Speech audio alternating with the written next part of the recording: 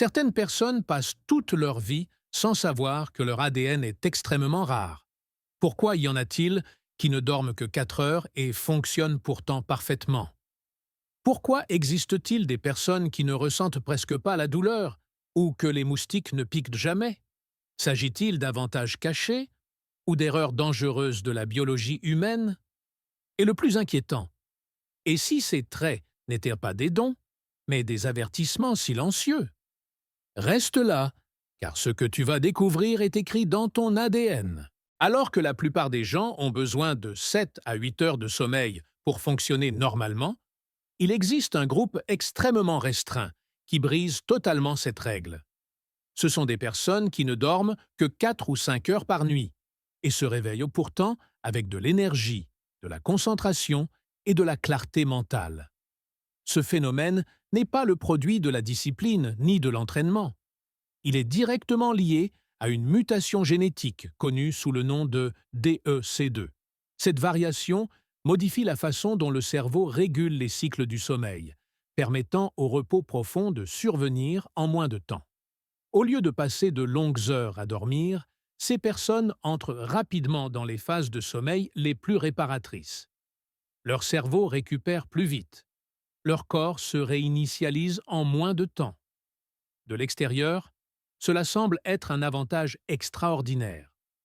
Plus d'heures d'éveil signifie plus de temps pour travailler, créer et apprendre. Cependant, cette condition ne rend personne immunisé contre la fatigue.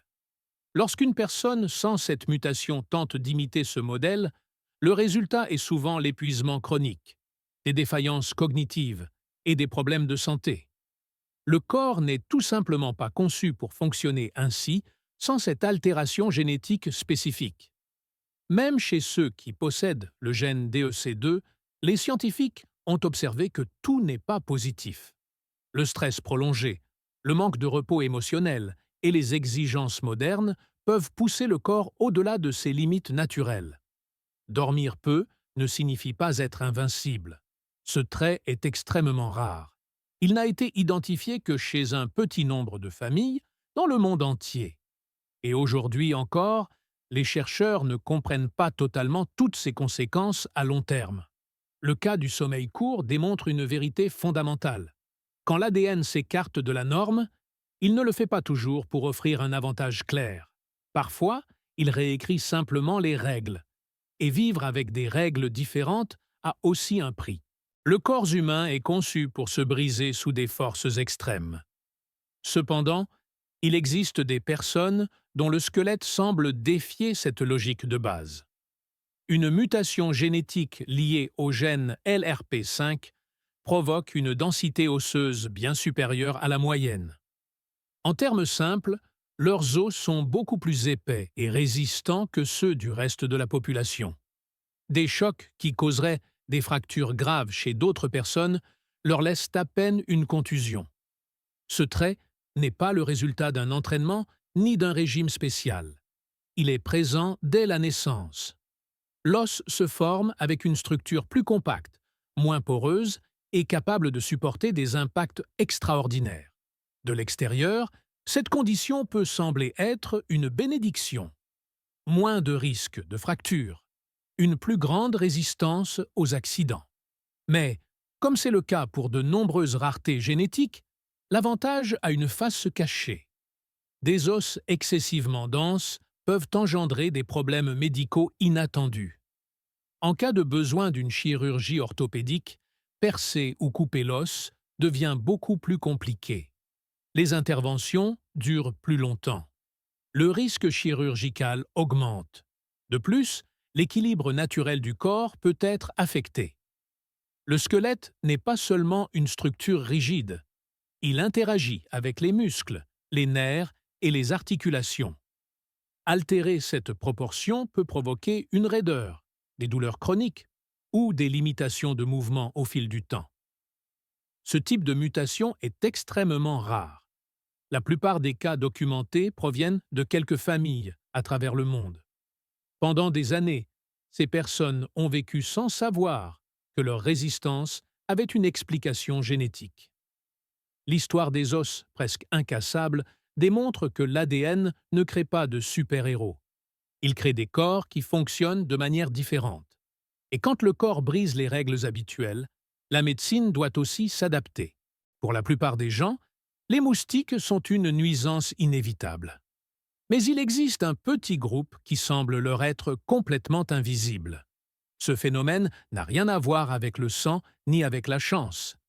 Il est lié à une variation du gène ABCC11 qui influence les composés chimiques que la peau libère naturellement.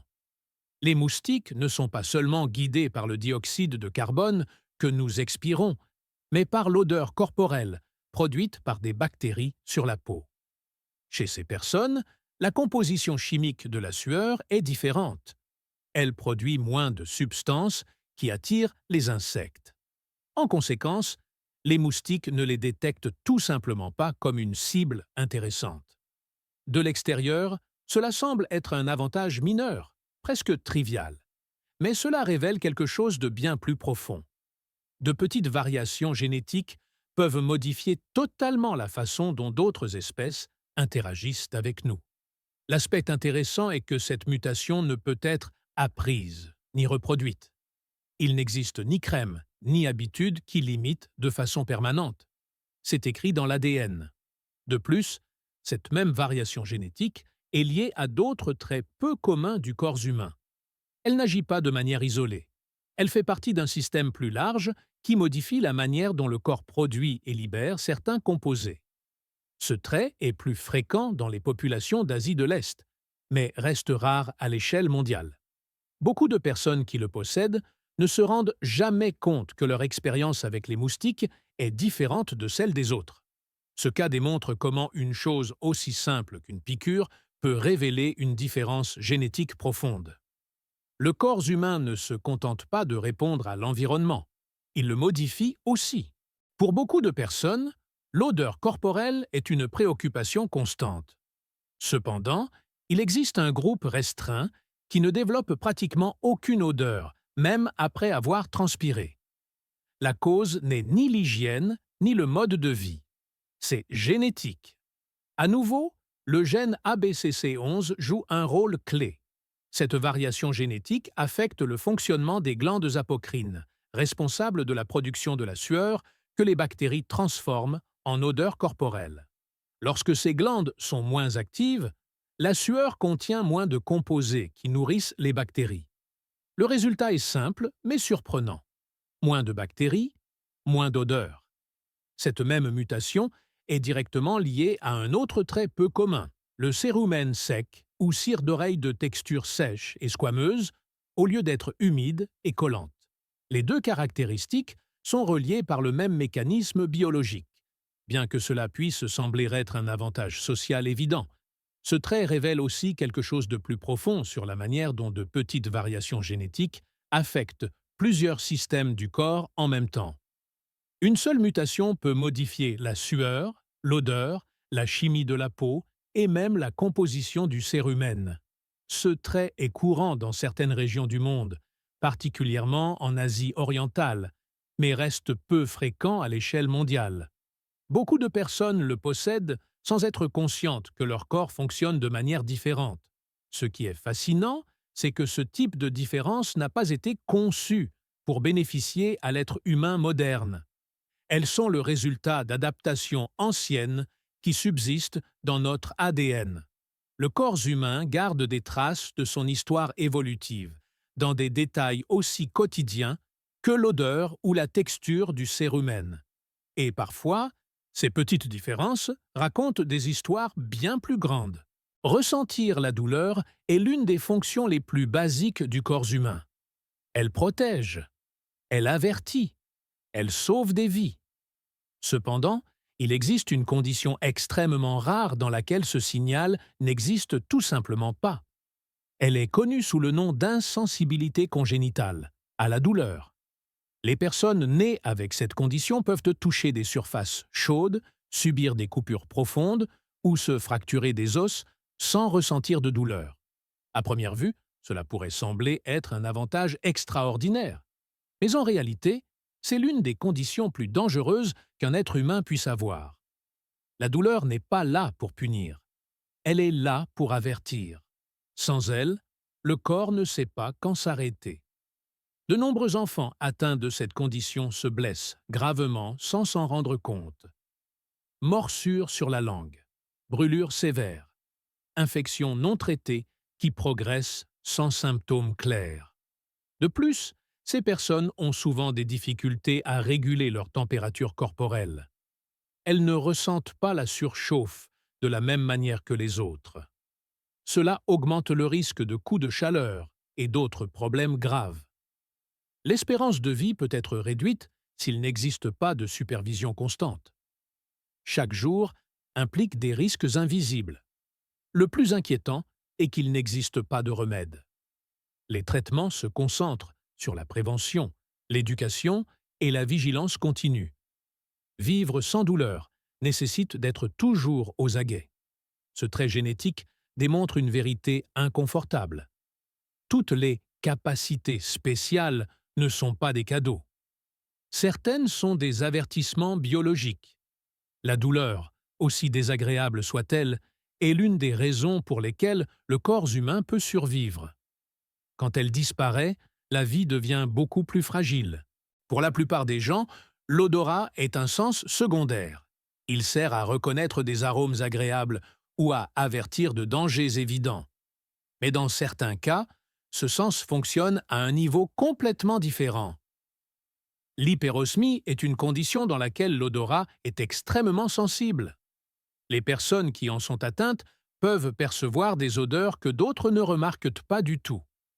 Arômes lointains, changements minimes dans l'environnement, odeurs corporelles imperceptibles pour le reste. Ce trait n'est pas toujours un avantage. Dans de nombreux cas, il devient une charge constante. Des odeurs communes peuvent s'avérer accablantes, nauséabondes ou même douloureuses. Les espaces publics, les transports ou les lieux fermés peuvent devenir difficiles à supporter. D'un point de vue biologique, cette sensibilité extrême est liée à une plus grande activation des zones cérébrales responsables du traitement olfactif. Le cerveau ne filtre pas les informations avec la même intensité. Tout arrive. Tout est amplifié. Certaines personnes atteintes d'hypérosmie peuvent détecter des maladies, des changements hormonaux ou même des émotions à travers l'odeur. Cependant, cette capacité s'accompagne souvent d'anxiété, de fatigue mentale et de difficultés de concentration. Ce trait peut apparaître de façon génétique ou être associé à des changements neurologiques et hormonaux. Ce n'est pas quelque chose qui peut être contrôlé volontairement. Le corps décide de ce qu'il perçoit. L'hypérosmie démontre que même les sens que nous considérons comme mineurs peuvent dominer l'expérience humaine lorsqu'ils sortent de la norme. Percevoir plus ne signifie pas toujours vivre mieux. Parfois, trop ressentir est une autre forme de vulnérabilité. Parmi toutes les raretés génétiques connues, il en existe une qui reste cachée même pour la plupart des médecins. Elle ne se manifeste ni dans l'apparence, ni dans le comportement, ni dans les capacités physiques. Elle est silencieusement présente dans le sang. Le type RH0, connu sous le nom de sang doré, est le groupe sanguin le plus rare au monde. Moins de 100 personnes ont été identifiées avec cette caractéristique dans toute l'histoire moderne. Leur sang est totalement dépourvu d'antigène RH, ce qui n'arrive dans aucun autre type sanguin. Cette condition peut sembler insignifiante jusqu'à ce qu'une urgence médicale survienne. Une personne ayant du sang RH nul ne peut recevoir de transfusion que d'une autre personne du même type. Et trouver un donneur compatible peut s'avérer pratiquement impossible. Dans le même temps, ces personnes deviennent des donneurs extraordinairement précieux. Leur sang peut sauver des vies dans des situations critiques, car il est compatible avec de multiples variantes rares du système RH. Dans certains cas, des banques spéciales ont été créées pour conserver leur sang en cas d'urgence. Vivre avec du sang RH nul implique une responsabilité constante. Une chirurgie, un accident ou une complication médicale nécessite une planification extrême. La marge d'erreur est minimale. Ce trait démontre une fois de plus que la rareté n'est pas toujours visible. Certaines des différences génétiques plus profondes se cachent dans les systèmes les plus basiques du corps. Quand on observe l'ensemble de ces traits, une conclusion claire s'impose. L'ADN humain recèle des variations qui peuvent sembler être des avantages, mais qui impliquent aussi des risques réels. Être génétiquement rare ne signifie pas être supérieur. Cela signifie être différent. Et dans bien des cas, cette différence s'accompagne d'un prix que peu seraient prêts à payer.